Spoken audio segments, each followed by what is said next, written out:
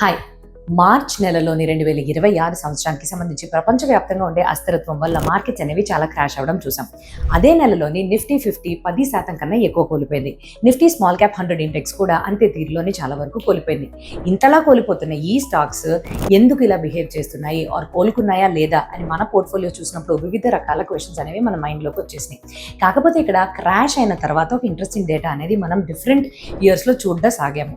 2006లో పాటు 2008లో ప్రపంచవ్యాప్తంగా ఆర్థిక క్రైసిస్ అనేవి వచ్చినప్పుడు 2016లో 2019 కోవిడ్ తర్వాత 2022లోని 2024 25 తర్వాత కూడా ఎప్పుడు మార్కెట్స్ క్రాష్లోకి వెళ్ళిన తర్వాత కొన్ని ట్రేడింగ్ డేస్లోనే మళ్ళీ వేగాన్ని అందుకుని రికవర్ అవ్వడం అనేది మొదలు పెట్టేస్తాయి.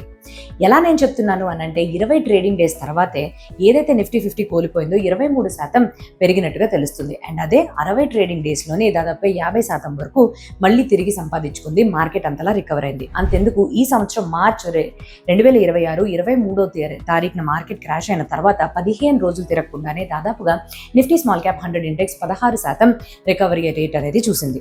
సో ఇలాగొస్తున్నప్పుడు అంటే ఎలాగిలా రికవర్ అవుతుంది, ఇంకా కూడా న్యూస్లోని మార్కెట్స్ ఇంకా పడిపోతాయి, నిపుణులు ఇంకా అస్థిరత్వం అనేది ఉంటుంది అని చెప్తున్నప్పటికీ కూడా మార్కెట్స్ అనేవి రికవరీ ప్యాటర్న్లోకి వెళుతున్నాయి. ముఖ్యంగా కానీ మనం ఇక్కడ ఇంకో గమ్మత్తైన విషయం చూసాము అనంటే ప్రతి సంవత్సరము ఈ బాటమ్ క్రాష్ అనేది కన్ఫర్మ్డ్గా ఏ నెలల్లో వస్తుందని అంటే ప్యాటర్న్ తీరుగా కానీ చూస్తే ఫిబ్రవరి అండ్ మార్చ్లో ఎక్కువగా వస్తుంది.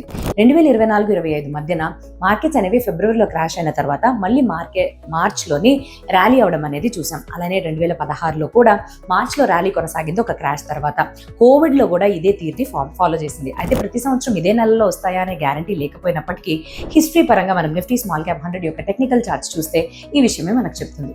నెక్స్ట్ టైం ఎప్పుడైతే మార్కెట్స్ క్రాష్ అవుతూ ఉంటాయో, ఇటువంటి భయభ్రాంతులకి మీరు గురవుతూ ఉంటారో చాలా ఓపికగా నెమ్మదిగా అర్థం చేసుకోవాల్సిన విషయం ఏంటి అని అంటే కొన్ని ట్రేడింగ్ సెషన్స్లోనే మళ్ళీ మార్కెట్ రీబౌన్స్ అవుతుందని. Thank you.